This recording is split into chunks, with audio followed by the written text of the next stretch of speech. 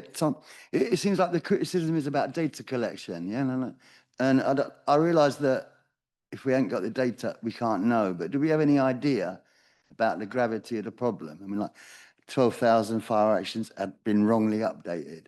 Have they been done or not? No. So we don't really at the moment have an idea of what the gravity of the situation is, and this is the first stage of the process that we're going through. Is that we've, as Tom said, we've employed a safety consultant called Cordisons who have expertise in doing this sort of work. And the first thing that they're actually doing is looking at our data to try and establish how significant this issue might or might not be. The early indications that they're giving me is that it's not as bad as they thought it might be, and certainly not as bad as lots of other authorities that they've been into. Um, and part of this audit process that they'll be going through is then working out an immediate recovery plan for some of those more urgent cases and how we might address those, but within the confines of the budgets that we might have. So, for instance, rather than going over old ground, one of the things that they're recommending is we have to carry out fire risk assessments on all of our high-rise blocks. There are 33 of them every year. So we'll do those again now, rather than wait for them to kind of expire in a year's time or however long it might be since the last one was done. And then we can pick up those actions as and when we carry out those fire risk assessments now. So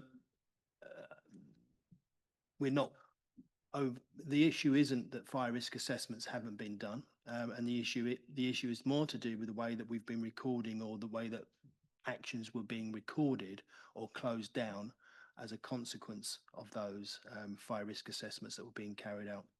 Again, what we don't know, but Cordisons will be able to tell us, is whether that data is missing because this is quite a new system that the council started to use. It was a system that was brought in about 2 years ago and was only used in earnest from about 11 months ago when I took over this job.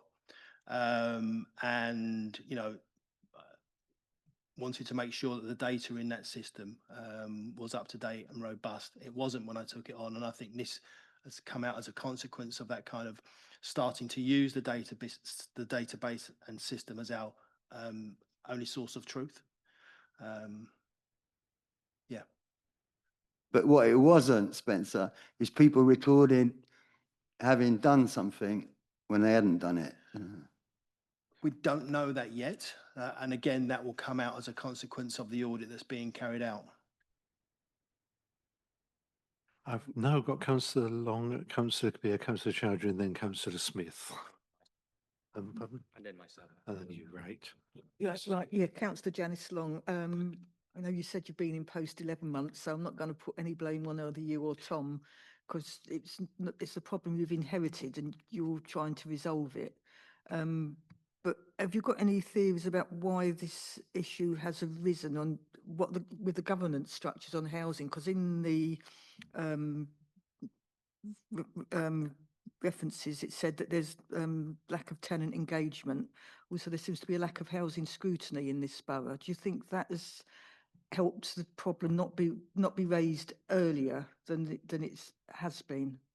Not necessarily, no. I think lack of probably oversight from a management perspective on the data that was being recorded. I think that there were probably issues with certain members of the staff and how they were using the system, probably inadequate training for them in the first instance. Engagement in actual fact isn't so much of a concern because we have an engagement team that's now within housing that was brought in March this year. So we're doing lots of engagement. In actual fact, the regulator's already complimented us on the approach that we're taking to positively engage with our tenants as a consequence of this. When I met with the regulator prior to the judgment, having not been through this process before, I kind of asked for their advice on when they thought I should start engaging with our residents around this matter.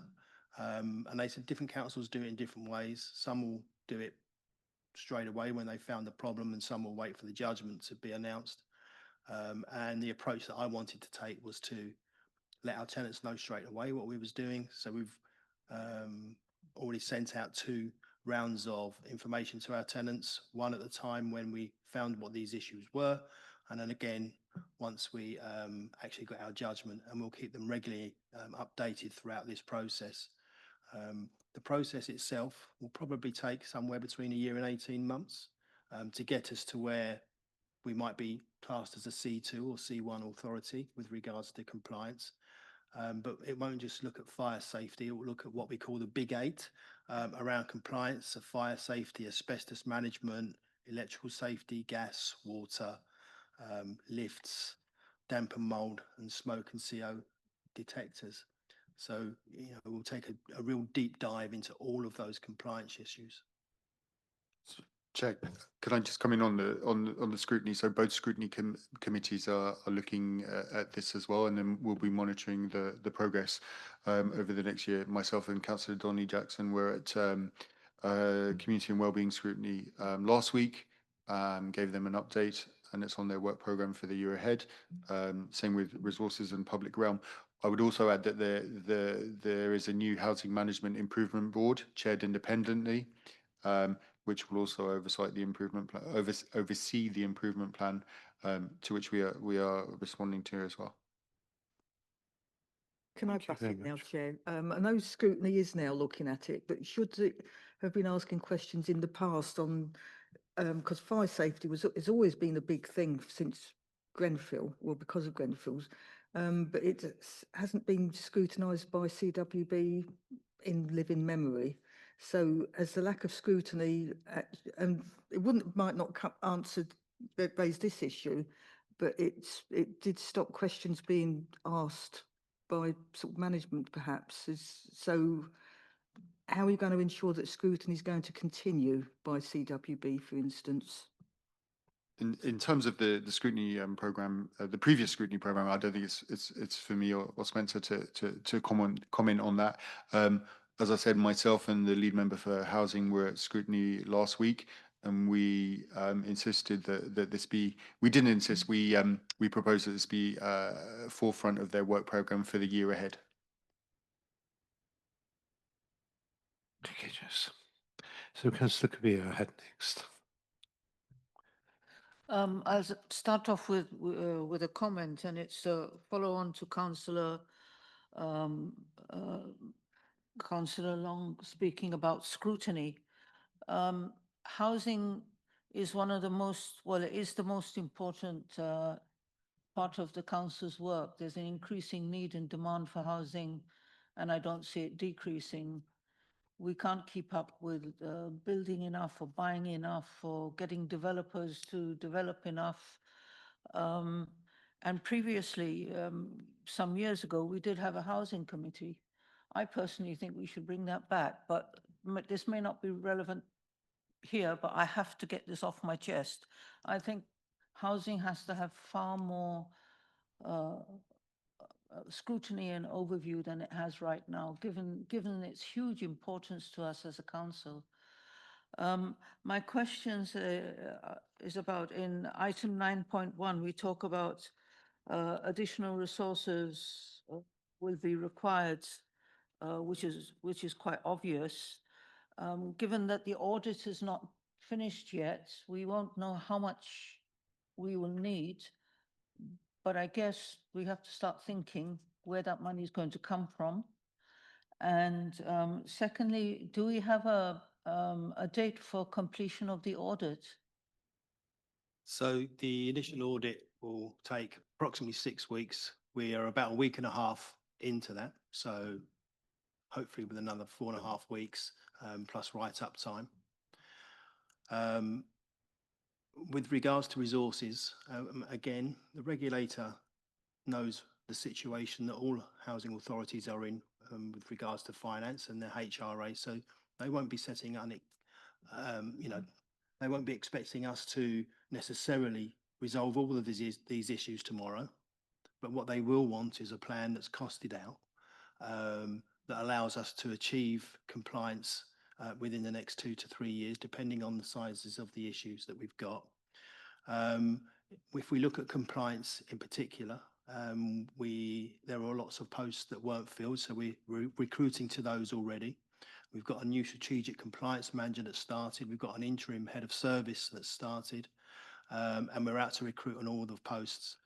In actual fact, we're only looking at this moment to bring in one additional post to our compliance team that's over and above our existing structures. So again, Cordestons are advising us on how that structure should look, and in actual fact, it's something that we've already started to develop, and they're happy with that approach that we're taking, and they think that the structure that we've got in will mean that we will be far more compliant and monitoring that compliance going forward as well. I still have the concern about the funding of all of this. Very good point. If on the first point, I'm suggesting that we have the people back at September to go through the results of the audit. I think probably at that point we will have more an idea as to the resource requirement, which this should be HRA almost entirely, won't it? So it's something we need to pick up. I think if we could log that for the action log to pick that up as well. Thank you. That's Councillor Chowdhury I have next. Thank you, Chair. Thanks, Tom, and thanks, Spencer, for the transparency as well. I think the housing regulator has obviously appreciated some of the language and tone the council has taken, so it's very much appreciated and welcome. Councillor Kabir asked one of the questions that I was going to ask, but one of the points I wanted to pick out was around the concerns around grant funding for housing developments until the council can evidence a position of compliance. And just wanted to get your thoughts on how material that could be, given the sort of months of delays with the potential audit. And then secondly, on the point around the audit, obviously the interim, I think audit was around 6 weeks, but it could take longer. Do you think that's going to give your teams appropriate time to digest that information and get sort of all of that information ready to go? Yeah, would appreciate that. So thank you, Councillor Chowdhury. So I think we said 6 to 8 weeks, after which we'll be developing an action plan. Hence why we'll be able to give you more of an update if we are invited to come back to the committee. In terms of the other question, I'll let Spencer come in on the first part of your question. Yeah, we've not been approached, or I'm not aware of any funding that's been put at risk as a consequence of this as it stands.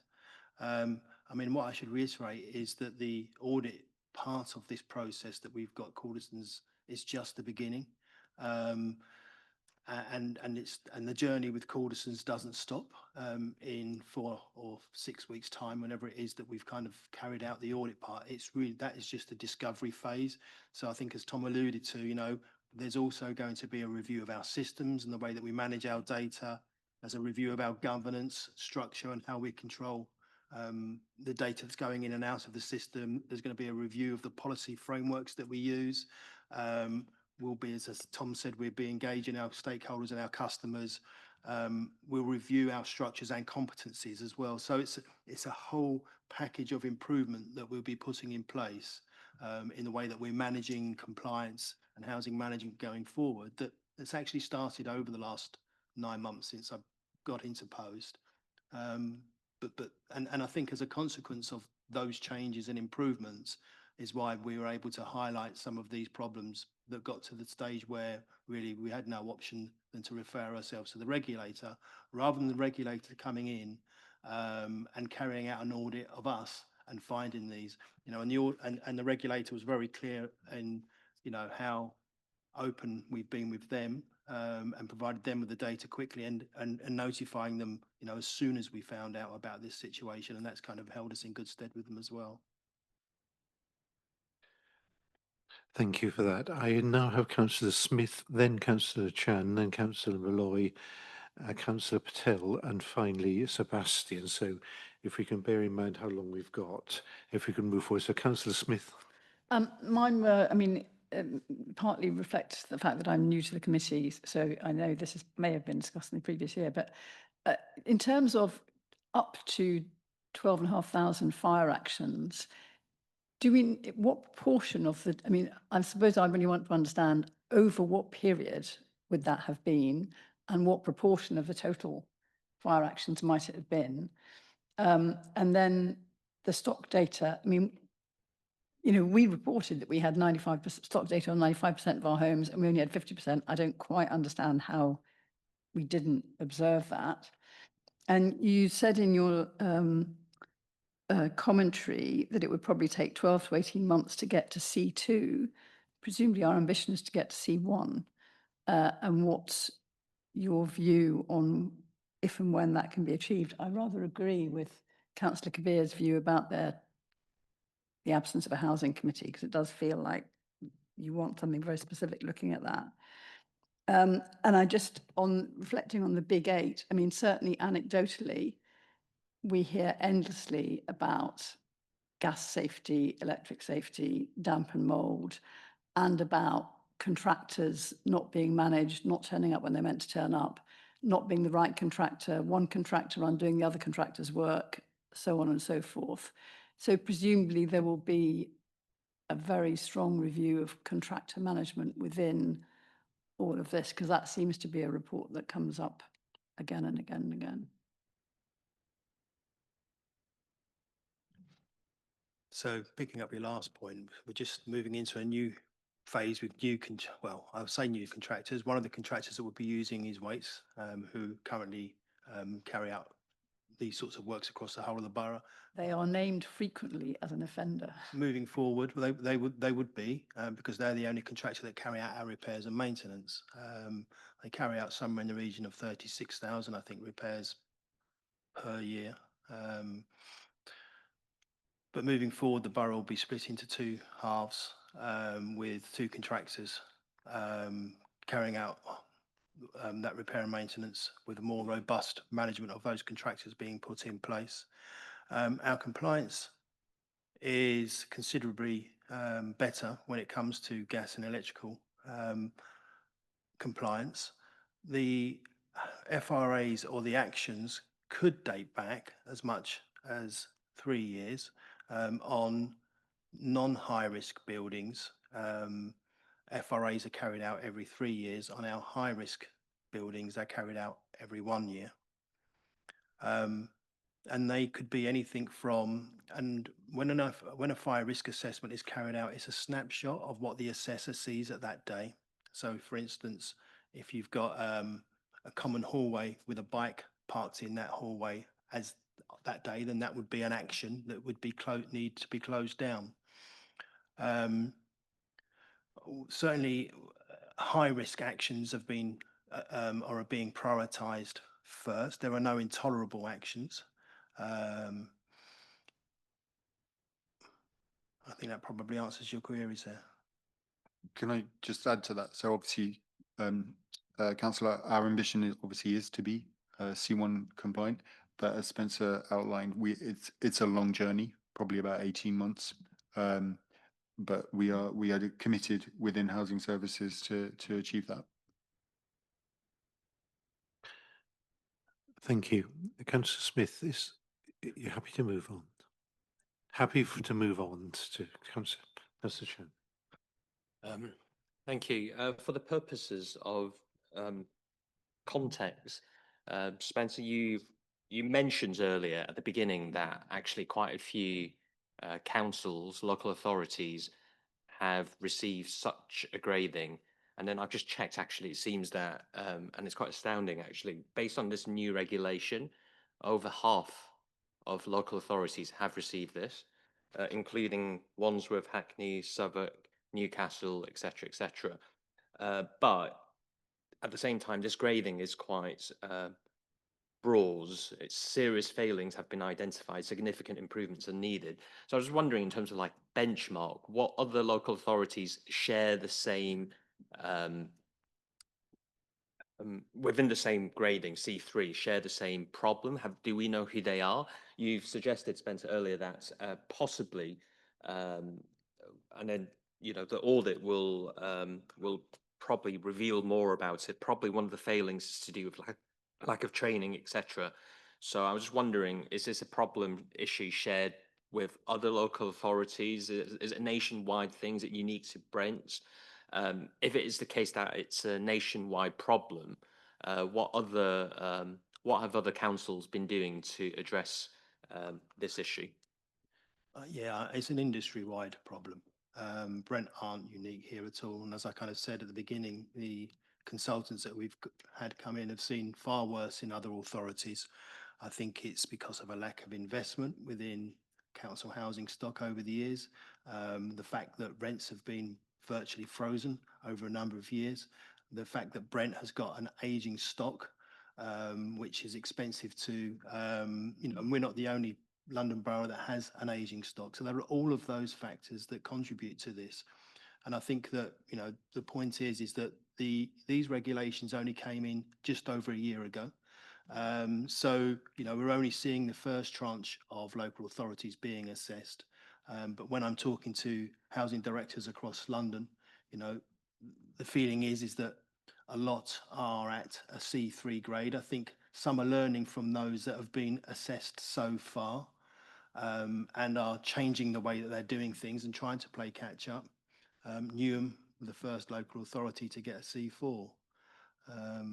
So we're not outliers by any means. Sorry, was there another part of your question you had there as well? I think that answers it. I just wanted to I just wanted you to paint a context of the problem. It's not, as you suggested, not to justify anything, obviously, because we want the highest standard for ourselves, our residents, and officers, etc. But at the same time, as you suggested, there's a plethora of different issues leading into this. Hopefully, the audits, and you suggested it's going to be within 6 weeks. 6 to 8 weeks, yeah. 6 to 8 weeks. Hopefully that will shine more light. Thank you, Thomas. I think you want to just, in that case, and I go to Councillor Malloy, and then it's Councillor Patel, and then Sebastian. And I'd like to call it a day at that. So, Councillor Malloy. Do all the costs incurred as a result of this, including like the advisors' fees as well as any remediation costs, do they have to stay in the HRA? Yes. Does that have implications? As in the HRA not having enough budget? Yeah. Well, clearly we have to try and fit our business is as a landlord based upon our rents and how much it costs to run our business. So that, we'll need to make sure that we're very stringent in where we can make savings elsewhere, better contract management, as we've already talked about, making sure that we're maximising our rental income and we're maximising, the payments that we should be getting from leaseholders for works that we're carrying out there. So they're all changes that we've got as our business, the business plan or the change program that we've got that I kind of implemented when I came into this job 11, 12 months ago. So we're on that road to kind of improve the way the services are provided. Whilst we don't want to be self-referring to the regulator, these things needed to be addressed in any case. In actual fact, by referring to the regulator, it puts it at the forefront of everybody's mind, so that we can make those go on the journey together, for want of a better way of putting it. Myself and Tom are part of the solution. We weren't part of the problem. Just on another financial thing, I think you might have answered this when Sacklin asked this question, but this report suggests that issuance of this notice might affect our eligibility for further grants. Is that a big deal, and are any of our currently funded projects at risk as a result of that? Not that I'm aware of at the moment, no. Yeah, I think the report says it may be impacted because there's evidence of other situations where you have a poor rating from the regulator that has an impact, but we've not seen any impact so far. But I think it was helpful in the report just to make it clear that that is a risk. That's what it's in there for. Thank you. Councillor Patel. Yeah, I've just a quick question regarding the 8 big areas of compliance which the regulator has come up with. Obviously, we don't know, it's early stages, we don't know what the cost implications are. Yes. Obviously, if there is a lot of issues with asbestos or electrical safety, etc., it could cost, I don't know, 100,000, couple of million. Now, we don't know yet until that 18-month cycle way we're going through and identifying it. Now, obviously, this will affect, will affect the budget. You know, we'll, at some stage, we'd have to account it in the, I presume in the budget to adjust it. That money has to come from somewhere. Either you increase the rent or this selective license, where my question is regarding the selective license, how many properties have we rented properties where the selective license has been applied for? How much money has still not come in? Maybe this is one of the areas where there would be some money available if the council picks up, which may help with the budget. In terms of private landlords, there's strict conditions. You got selective licenses, HMO, gas certificates, electrical certificates, you name it. But when it comes to council properties, we're just getting away with anything. Where we're strictly asking private landlords to comply, where the council is not complying with the conditions we are putting on landlords. So there's two quite different things. Selective licensing has nothing to do with this. Selective licensing is about seeing improvements within the private rented sector. Any income that's generated from selective licensing can only be used for the administration and the enforcement of that selective licensing scheme. It can't be used to fund anything within the HRA, the same way that the HRA can't be used for funding anything else outside of council homes. So they're quite different things. And you know, I was at the forefront of bringing selective licensing in this borough 10 years ago, and we've seen, you know, significant improvements within the private rented sector as a consequence of that. And you're right, I've come from the background where I was enforcing standards against landlords into now being a landlord. And I want to make sure that our house is in order and that our tenants are living in the best properties that they can be. And, you know, we can't kick this can down the road. If money needs to be spent to make people's homes safe, then we really need to address that. We can't keep putting it off and putting it off. And there will be a root cause analysis of this carried out by Cordistons at some point as well. And if we find out that the reason that this was put off was because we didn't want to spend the money, then, you know, that's not a good position to be in. But we think that, you know, with prudent financial management and a realistic timetable, that, you know, these things can be budgeted for within our existing HRA budgets. Sebastian. Thank you. So appreciating this might be covered by the root cause analysis. So two questions just in terms of the fire actions. So one, I suppose, is there any indication of issues with the True Compliance platform itself? For example, evidence being uploaded but not retained for whatever reason? Or is it just the way that's been updated, or is it too early to say? I think it's too early to say, and I think it could be a combination of all of those things. Okay. And I suppose linked to that, we've referred to 12,500 issues approximately. Are there any sort of, I suppose, potentially, well, how do we know that that's the complete picture? And also, is there a risk of things perhaps just not being recorded as well? So I think the 12,500 came about as a figure that was all of the actions that we've got from all of the FRAs that have been carried out. So that's kind of the extent that we need to look at.